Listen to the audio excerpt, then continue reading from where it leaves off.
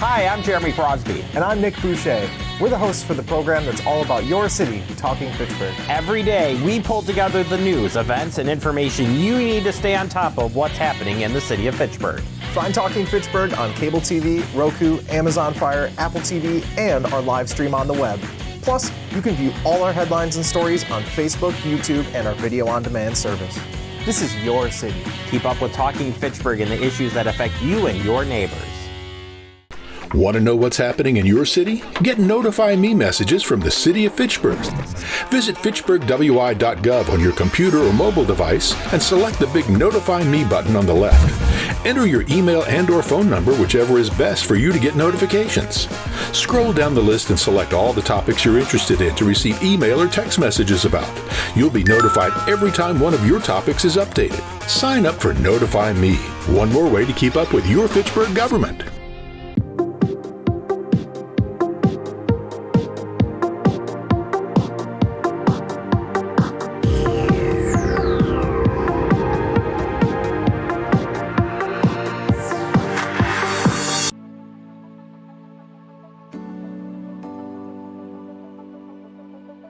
Call to order the meeting of the Fitchburg Board of Public Works for Monday, September 9th, held in the Francis Huntley Cooper Council Chambers.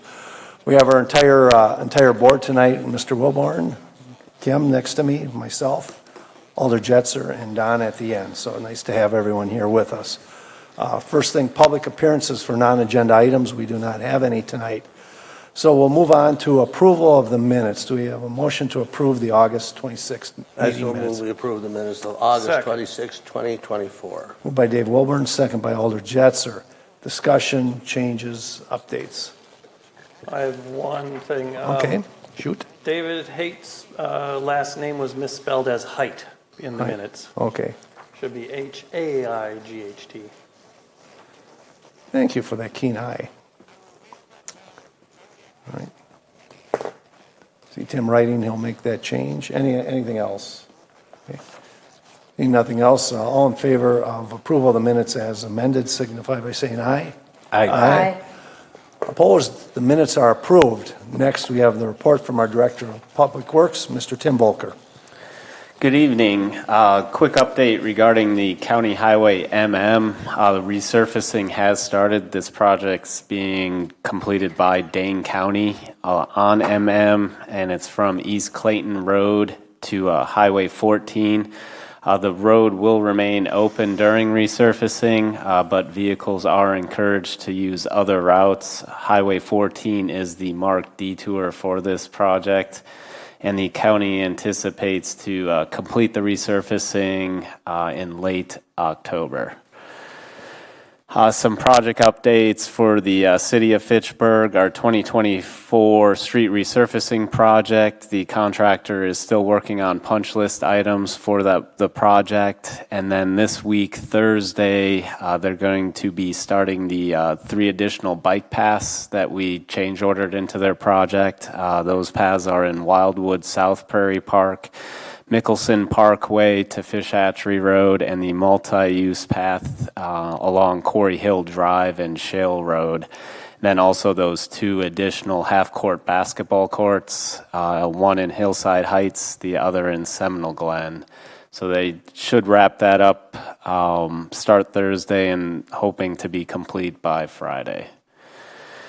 And then our 2024 street maintenance project, that's our crack filling and chip seal project. All the milling's complete and chip seal is complete, and the crack seal is about 70% complete, so they're still working on the crack seal portion of the project.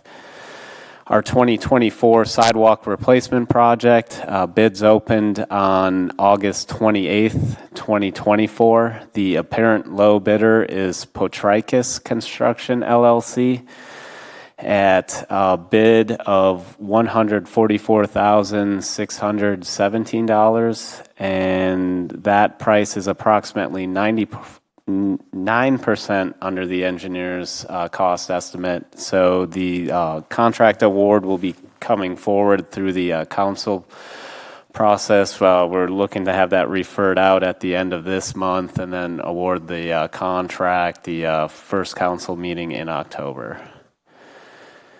And with that, does anyone have any questions? Has the city worked with them before? We have not worked with them. They did some work for the city of Wausau, and we called up there. They got a good recommendation from the reference given on that project. So they have worked in the municipal side. They repaired their sidewalks and curbs. Where are they located? Out of Wausau, I believe. They're out of Wausau, okay.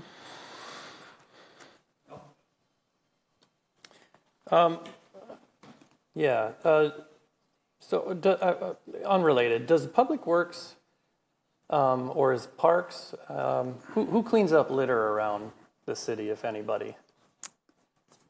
Outside of the parks? Yeah, so like a constituent reached out to me and said the area along like the path parallel to Fish Hatchery Road has a lot of litter there. And I didn't know who, if anybody, is regularly cleaning that up. I mean, is it a noted garbage?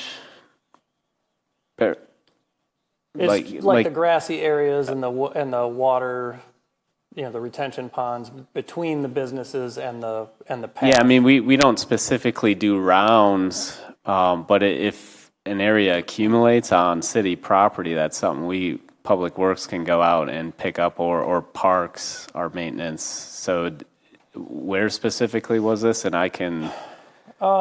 They said that they were walking to Pick and Save, and okay. I don't know whether they were heading north or south to Pick and Save. Okay.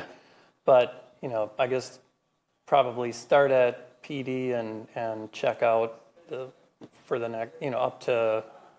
So it's on the west side of Fish Hatchery Road, that bike path? Okay. Yeah.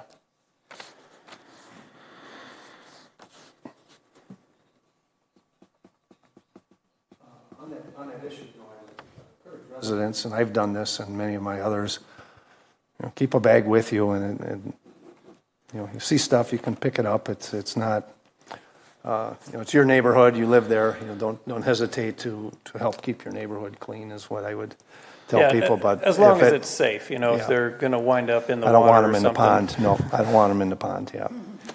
Okay. Thanks for raising that issue, Bill. Just for the board's information, I requested that Tim, we have some fountains, some water fountains, drinking fountains we've been trying to get installed in the city, and we've been having trouble with in a concrete. So I asked him to see if the vendor for the sidewalk, if he can, so he put a change to have them do those three parks where they're putting in water fountains. So I just want to keep the board abreast of what I requested, Tim. Okay. Any other questions? Yes, Bill. What's the status of that RRFB on Sain Road that got taken out by a car? I think they were... I'd have to check with Ross on the status of that, checking to see who was going to be replacing that, because city hasn't accepted the project. There's still some punch list items being worked on, but it was hit under the contractor's watch. So let me check with him on that. Okay. Otherwise, I'll see him on Thursday at TTC, so I can. I'll let him know tomorrow so he can provide a response to you at TTC. Sure. And then one more question: how many EVs does the city currently have? I know we have at least one F-150 Lightning. I don't know what else we've got right now. In Public Works, we have two Lightnings, one in streets and one in utilities. We're looking to purchase 4 more. And then as far as the other departments, I don't believe there are any. I believe the agenda for tomorrow's council meeting has a couple EVs and a hybrid on there that City Administrator Brecklin purchased or is looking to purchase. Yeah, I'm wondering how those F-150s are being charged right now. We charge them at the Public Works facilities, so we bought 2 Ford Chargers for them. and had an electrician come in, wire it. The total cost for, I believe, the charger and the electrical work was around $4,000 to purchase. So we have a charger for each, and right now they're getting charged about one time per week each vehicle. Okay. So along with on tomorrow's agenda is something about charging infrastructure. So I was just wondering what we were doing right now. And I thought if it wasn't, if we didn't have, if we only had one or two vehicles, maybe you got a 240 outlet and you were just slow charging them, but it sounds like we got actual chargers. Yeah, for those two we do, and I believe Chad set up an internal meeting to discuss that because of the vehicles he just purchased, and then with Public Works looking to purchase 4 additional Lightnings that would be used, our engineering, our building maintenance is purchasing one, and then I believe another, let's see, it's for utilities, our engineering technician. So we're looking at how to charge it around City Hall, and where to locate them. So internally we'll be having those discussions. Anything else, Bill? Nope. I had one thing. Scott, if you could check with, at our parks last week, Scott indicated that the police had caught a suspect. We have Western Hills, that nice basketball court that had been damaged. And I thought it was repaired, and I looked at it the other day, and there's the rubberized stuff, some of it's thrown out in the grass, and what's the plan to get the court back to normal playing condition? I don't know if we take care of that or it's the place that built it. If you can find out what the plan is on that. Absolutely. Okay. All right. Thank you, Tim. Next, we'll move on to our agenda items. 5 Alpha, Ordinance 2024-023, restricting parking on Brasilla Road from Lacey Road to Mizuma Drive on the east-southeast side of the road. Do we have a motion to approve? I'll move approval of ordinance 2024-0-20. I'll second the motion. Moved by Alder Jetser, second by Kim Labdell. So why don't you run through the driver for this, Tim? Sure. The east and south side of Brassica Road is currently signed no parking from 7:30 a.m. to 4 p.m. School days only from Lacey Road to Mizuna Drive. This segment of Brassica Road is on the main route for cars and school buses to reach Forest Edge Elementary School, and it's busiest from 7:20 a.m. to 7:50 a.m. when school starts, and 2:40 p.m. to 3:10 p.m. When school ends. Most mornings there are still cars parked in the no parking zone after 7:30 a.m. when the restriction begins. Enforcement of this parking restriction is difficult and time-consuming each school morning. So we're looking to change the parking restriction to a blanket no parking at any time restriction. This would give 12-foot driving lanes, make enforcement easier, and eliminate the issue with cars being parked on the east and south sides of Brassica Road during school pickup and drop-off. Thank you for the explanation. It's driven by the school predominantly. So any questions on this? Bill? Yeah, so only to Mizuna, is that because there's not a whole lot beyond Mizuna, or is that going to be the permanent situation? Or have we not thought that far ahead yet? Yeah, currently there's not anything past, I guess if you go north of Mizuna, and the issue we only see is up until the entrance to the school where the cars are going in and out of that main entrance there, so...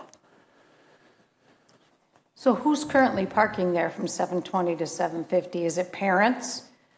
A little bit of that, and then also the Edge Apartments located So they on park Brassica. at night and then they aren't gone by 7:30? Yeah, they're not moving their cars in the morning, so we're getting called. The police are getting calls, and at 7:30 a.m. saying there's still vehicles in the no parking. To get it towed. By the time a tow truck comes, it's already past the time school started. So if it's being used by the apartments, now you're going to make it no parking all day, all night kind of thing? Correct. Where are they going to park? They have parking on their property, on the Okay. premises. So they're just using because it's more convenient to run in and out to their front door? Correct. And- And we checked, Ross called and talked to the property manager at the Edge to get their take on this. And, the property manager is not opposed to it. He understands the issue. He's seen it. So. And will they still be able to park on the other side, the west and north? Yes. Okay. Right now, is it equally used between the two? That I don't know. Okay. I went through there this past weekend, and I think pretty much every street light on that side now says no parking, and every other one has orange flags, and there was full compliance. So the north and west side of the road was completely parked full, and the south/east side of the road. So the signs are already up? didn't So have- yes, so the city allows a 90-day temporary signage. So we posted those back on Wednesday, I believe August 21st, before school started, and we have 90 days to temporarily do this, and then if this does get authorized, we remove those orange flags. And so have you gotten any complaints on that since you put up the temporary signs? We have not. Okay. I have not received any complaints. I spoke to Ross today, and he has not either. I was impressed. Yeah. that there was full compliance. I guess one potential concern, how many, emergencies do we think we're going to see every school morning as parents turn their hazards on just to kick the kids out, and we wind up with constrictions in that travel lane anyway? Yeah, there's always the potential for that. With the no parking, and say a parent does temporarily put their hazards on in that area, it's at least just one vehicle doing it, and not the 10 or so leaving their vehicles there now. So I think there still would be sufficient room to get around. Obviously, we don't condone that the emergency hazards go on in those areas. But that's something too, if we start to see it, we could have police kind of enforce that for a little bit to stop that behavior.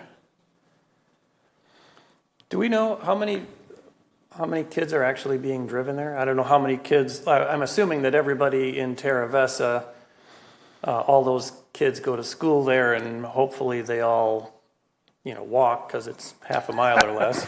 But do we have any idea how many parents or how many kids are getting dropped off by car versus bus versus? I do not have that information. Okay. I don't think many of them walk, Bill. I just don't. Well, I mean, that was the whole goal I know, of the traditional neighborhood development, I know, right? I know. It's frustrating, but. All right. Any other questions on this? I think it's prudent. Tim, the buses go up. How come they're not going up Mizuna? Is that not better? They do. There's more than one bus that goes there, and depending on the driver and their routes, they take different ways to get into the entrance. So we are also coordinating with that and the school bus drivers and their routes. But I believe some do use Mizuna Drive. They go up. I believe also they use Redigio too. And those aren't problematic, I take it?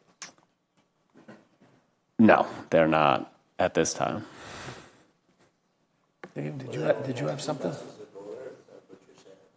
I think they more than two. I don't know exactly how many. I did see an email come across with the buses and their routes. Not an issue, but just someone, a resident, kind of seeing if we could change traffic flow. So that's something Ross is also kind of looking into. Any other questions? I guess my other question was, I'm glad it's working out. You got the signs out there and you're getting compliance. Why not just change the hours? something earlier and get the cars cleared out of there. I mean, if I'm living there full time, paying a towing bill once is more than enough to learn to be out of there by a certain time. Well, I think you're still going to have issues with cars being left in the no parking zone after the hours, and it's a drain on resources for police to constantly go out there and have it towed. Right now, where the police are struggling to, they're understaffed, and, to kind of enforce this parking restriction is a drain on their very limited resources that they have. I understand. It's human nature not to want to pay a lot of bills. So changing the hours might have cleared them out ahead of time, but it doesn't sound like we tried that. Maybe the only other concern is it doesn't sound like you're going to get 100% compliance because you're still having people dropping their kids off illegally in those zones. So, I mean, I haven't heard that. Who stated that's happening? Okay. I just asked the question. Yeah. I don't have any information on that. I'm just making an assumption. I think since they've already tried it, if they had gotten complaints or if it had become an issue, people had called the city and said, this is going to be a hardship on us, might have been a good idea. But since they haven't really even heard anything and it's been a week. Yeah. And I can have, Ross just got back. He was on vacation last week. I could maybe see if we could monitor morning, and he could maybe give an update at TTC on Thursday with what he saw, either Wednesday or Thursday morning. Yeah, you already gave him some homework. Give him some more. One more question on this. What has the snow plowing situation been like? Have we had alternate side parking on that road? And if so, how are we going to proceed? Yes, there is alternate side parking. I haven't heard any issues from Mark up in that area during winter on his snowplow operations. I'm just saying if it had been alternate side parking, and now we're saying you can only park on one side, how are they going to keep the road plowed? If it sounds like it. Well, they won't be able to park on that side that specific day when there is alternate parking. Correct. So those people will have to move so we can plow it. They can't stay there. And do we know is there enough off-street parking to hold all those cars, or are they there out of necessity right now? I believe there's enough parking. We can check with development on that to see if that is going to become an issue in winter. But that's something we can look into. We the approval process, based on, I forget how many cars per unit, but it should be designed to accommodate their residents. Now, if there's some place where 4 people squeeze into one and each one's got a car, I can't help them there, but the residents should have been built with enough parking. Anything else on this? All right, seeing none, we'll call the vote. All in favor of ordinance 2024 Q03, signify by saying aye. Aye. I guess it's 003. Opposed? Motion carries. Next, 5 Bravo, Resolution R 15224, approving agreement with Pelletieri for the 2025-2029 solid waste and recycling contract. We have a motion to. I'll move approval of Resolution R 15224. Moved by Alder Jetzer. Do we have a second? Second. Second by Don. This is a 4-year contract. I'll let you guys take it. I can give a kind of a synopsis, and Ben can answer any of the detailed questions you guys have. The 2024 or 2020-2024 solid waste collection services contract with Pelletieri is set to expire at the end of this year on December 31st, 2024. Public Works prepared a request for proposals for solid waste collection services. This is for our refuse, recycling, yard waste, and brush collection from 2025 to 2029, and released it on May 30th, 2024. The request for qualifications was advertised by legal notice in the Wisconsin State Journal and posted on Quest CDN. Based on a quality-based selection process, Pelletieri was determined to be the most qualified hauler with a more comprehensive set of recycling services. We're looking for approval from council to award the 2025-2029 solid waste collection services contract to Pelletieri using the level of service as recommended in the staff memorandum. And in the staff memo, the recommended service for solid waste is that we would remain unchanged. Recycling would go from unlimited to limited. Yard waste would increase from 4 collections in a year to 5. The additional collection would be a 3rd collection in fall. Brush, there would be no changes. And then with the bulk pickup, that would remain unchanged. And if you guys have any further questions or details that you want to know regarding those services, Ben can kind of explain that. Ben, you want to, what's our percentage increase per year? That's kind of what everyone wants to. Sure. So it really depends on the level of service that's selected, but if you go with the recommended level of service outlined in this memorandum, you'd essentially be, this next year would be basically the same as this year. It'd actually be $1 less, $1.60 less to be exact. And then from there on out, it's about a 3.5% increase per year.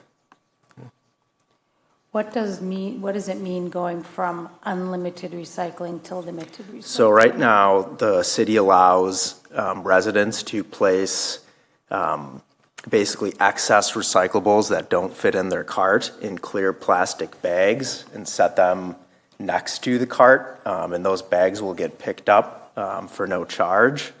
To go to limited, residents would still be allowed to place those bags next to their recycling cart, but they would have to pay, I believe it's $4 per bag.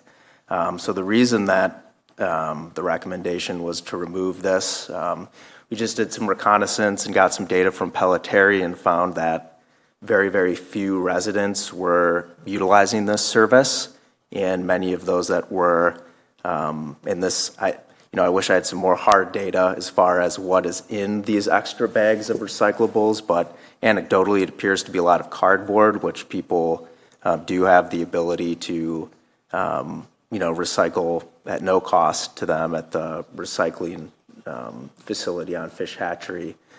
So just due to the very limited number of people that use this service and the cost to continue with this service. So the cost is, it's basically $1 more per month, per unit. To have unlimited? To have unlimited. So is that your recommendation? You're going to keep it unlimited, or are you going to go to the limited? The recommendation would be go to the limited. Go to the limited. So how are you going to monitor who has bags out and charge them this $4? So that is all through Pelletieri. They have the resident would have to make that arrangement with Pelletieri. It's just like you can do the same thing with trash right now. So if you have extra trash that doesn't fit in your cart, you can put the bags of trash next to the cart and arrange pickup for those additional bags. With Pelletieri. So the bill would come from Pelletieri to the resident. The city would never see that transaction. It's the same type of process you follow if you need to get rid of a refrigerator or a sofa or something, right? In addition, the resident can also upsize their recycling cart for a one-time fee of $25. So if you are a household that utilizes recycling and has a lot of recycling, you could just upsize it one time and for $25. So that would be, if that is the recommended, as Ben mentioned in our staff memo, and if that's what ultimately gets decided and voted upon, then we would notify residents that there is that option out there. Yeah, so, and I guess just to simplify what the cost implication is to residents, it would be on their tax bill, if the goal with the rates is to keep the fund balance neutral, it would cost each property owner unit $6 more per year to have the unlimited recycling. I would add, I think residents are generally happy, with the service we get from Pelletieri, where I do see complaints. Especially last fall was the leaf pickup. All of a sudden, well, you can't have those bags tied, and they wouldn't pick them up, and people would cut them open, and they didn't come back. It was really a cluster last fall, and I think we should put them on notice. That can't happen again. I probably picked up a dozen people's leaves with my truck that were just fed up with it and hauled them down here, and we can't have that again this fall, I guess is what I would tell you, and let them know that we're happy with that. We're happy, I think, with the service, but that was unacceptable last fall. I'm making a distinction between that and when people that put out brush that is too long, or I don't feel that's an issue. That's the residents' problem, that they don't get it piled up right. But the leaves, we had lots of people that get their leaves picked up, or because the bags were tied? They had the bag tied. But is that the rule, that they have to be open? Well, apparently it is now. Maybe it's more of an education aspect, or a public service announcement or whatever, that don't close your bags up. Yeah, yep.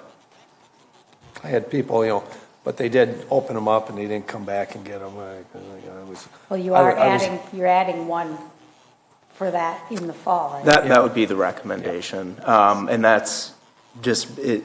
I've heard from a lot of residents that have expressed interest in adding additional yard waste pickup in the fall. Also outlined in this memo, there would be and I haven't quantified it exactly, but a very small benefit to the city's stormwater modeling that we do for MS4 requirements. So the DNR allows a phosphorus reduction credit for those that have a yard waste program that includes 3 pickups in fall. So right now the city's not eligible for that since it's just the 2 pickups in fall. And like I said, it's not going to be that big of a cost savings to get this credit, because it would only apply for a pretty small portion of the city, but nonetheless it would be another opportunity and kind of a cost-effective way to get the phosphorus numbers down in the modeling compared to building a pond or something. You mentioned fund balance. What's our percentage or dollar amount that we want to maintain there? Let me pull up that spreadsheet here. I was thinking 15%. Yeah, so it's been historically, since I've been here, higher than 15%. I believe after last year, it was about 25%. Okay. All right. So if the staff recommendation were to be approved, and you were to keep that unassigned fund balance the same, so virtually no impact on the fund balance, you'd be looking at an increase on residents' tax bills of $3 for 2025. So it's $232 this year. It would be $235 next year. If the goal is to keep the fund balance the same. What's your recommendation, I guess? What are you guys recommending? As far as the level of service or the rate? Fund balance. I would recommend that it's at about 25% right now, and I would recommend setting the rates so that there's a neutral Yeah, okay. Yeah. I'm fine with that. So are we just voting on approving Pelletary, or are we voting on all these other things about the fund balance, and are we going to go to limited or unlimited or whatever else? I thought we were just voting on whether approving Pelletary's contract, and somebody else is going to make the decision as to the things that are in question. Well, with that, it would be the service that Pelletary is providing. So we are going to award it to Pelletary, and then the level of service we need to determine. So we recommended a level of service within the memo. So if we approve this, it's the contract, but is it going to come back with the level of service, or is that going to be a staff decision? That's based on this, what you guys approve. So you'd be approving this contract with the level of service at this time. Okay. Yeah, from what I understand, in past contracts, there have been a different level of service that was ultimately awarded or decided upon by council than what staff had recommended. So certainly free to go a different route. I don't speak for a board. I'm eliminating the unlimited recycling is I'm fine with that. Just wondering what the other board members think. I think it's a good suggestion. I'm fine with it too. I don't, you talked about the upsize and the containers. Those containers are pretty big already. I can't even imagine how much bigger the next one would Well, be. if you had the small one, you can upsize. But recycling is all the same, and they're all the big ones. They're all, that 65 gallon is the standard recycling size. Yeah. The But next you can size up upsize would it be to 90 or 90, whatever. 95 Oh, really? Is that how far it goes? Yeah. Yeah, so if people have a lot and they want to upgrade to that, I think that's a better option than, 2 bags out of there, 4 bags out of the year, so. Well, that fit in my garage. No. Yeah, that's just it. I don't know how heavy you can get it. Can you drag it out to the curb? I'm fine with the service as the staff has recommended to. I think adding the extra one in the fall is a good idea. I agree. And I think going to the limited on the recycling and allowing people the opportunity to upgrade if that's what they want to do, if they have a lot of recyclables.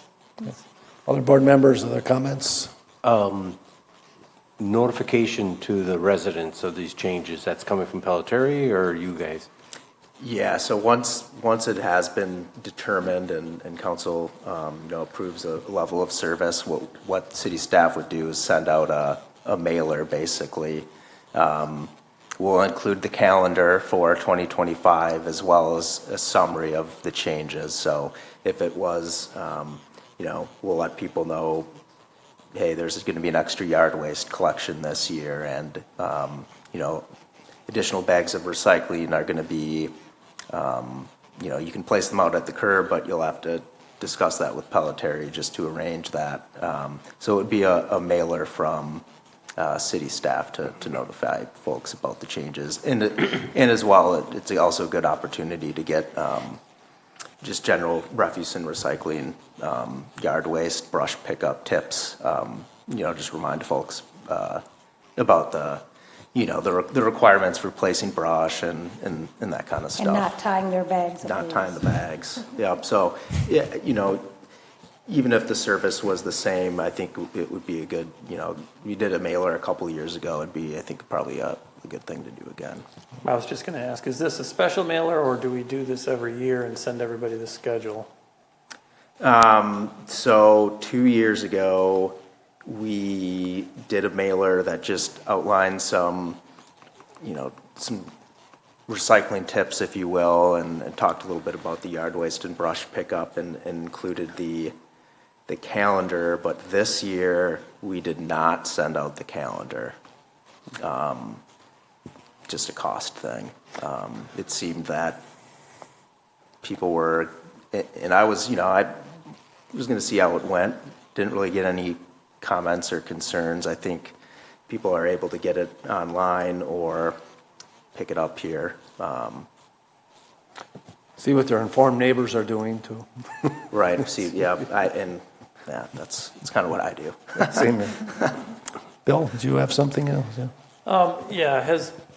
So if we have a third collection in the fall, are there special provisions, or has Pelletary said anything about what would happen if there's a significant snowfall during the pre-scheduled week for that pickup?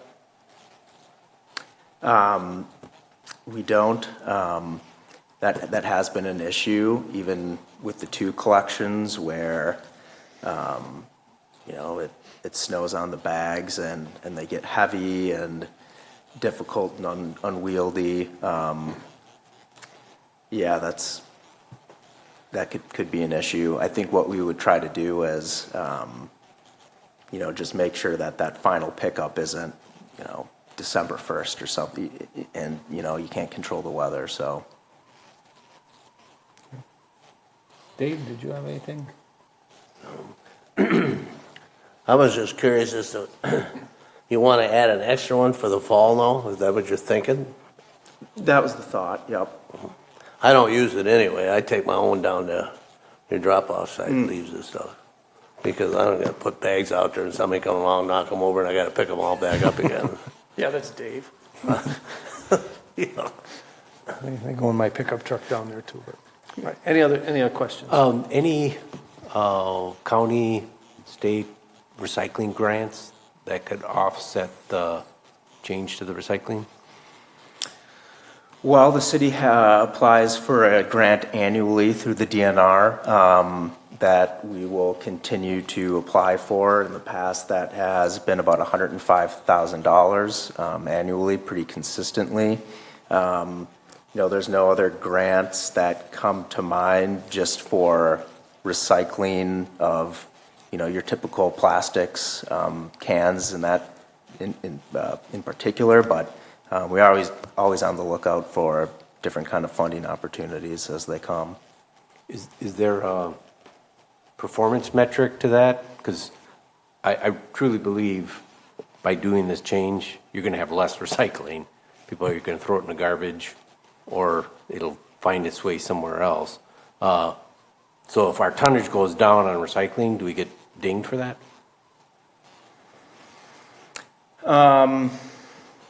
It would have to go down appreciably. I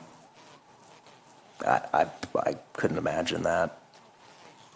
Don, my observation when I see people with the extra, something, if they have graduation party and got a lot of cans, but usually it's cardboard.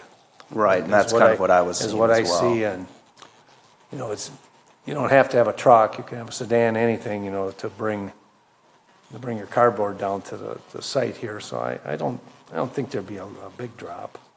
It's just my personal observation on it. And what kind of numbers did you get from Pelletieri in terms of, how many bags they picked up over the course of the year, or what percentage of residences are actually taking advantage of that overflow? Yeah, so what I was seeing, or what they were able to provide, is roughly 1% to 2% of properties. Yeah, that sounds right. Now, it is kind of interesting. The properties that do put out extra bags typically have more than one. So it seems like it's definitely, they have a party or something, and they're generating way more than their usual amount, and then they won't have extra bags out for, maybe the rest of the year or something. So that was kind of a trend that popped out, but again, 1% to 2%, a pretty small portion for that cost. And by that, does that mean that every week 1% to 2% of the pickup spots have overflow? That says nothing about, like, if I put out some extra this week, that doesn't necessarily mean I'm putting something out every week. That was meant to be more of like a per week, each recycling week, yeah. And for those pickups, that's like, remind me again, we have something in the neighborhood of 6,500. Yep. Like single-family home residences, and then a roughly equal number of multifamily, but that's a different. So the 1% to 2%, does that reflect just the single-family pickups? Yeah. So the multifamily, anything over 4 units, they have to have their contract, elsewhere privately. They can't be on the city. So this would be strictly single-family and up to 4 plexes. Any other questions? Seeing none, we'll call the vote. All in favor of Resolution R-15224, approving agreement with Palateri for the 4-year solid waste, signify by saying aye. Aye. Opposed? Motion carries. Our next Board of Public Works meeting is next Monday, getting back on schedule, Monday, September 16th. If you can't make it, let me know. At this time, I'll entertain a motion to adjourn. So moved. Moved by Kim, do we have a second? Second. Second by Bill. All in favor of adjournment signify by saying aye. Aye. Opposed? We are adjourned. We're having another meeting next Monday? Yes.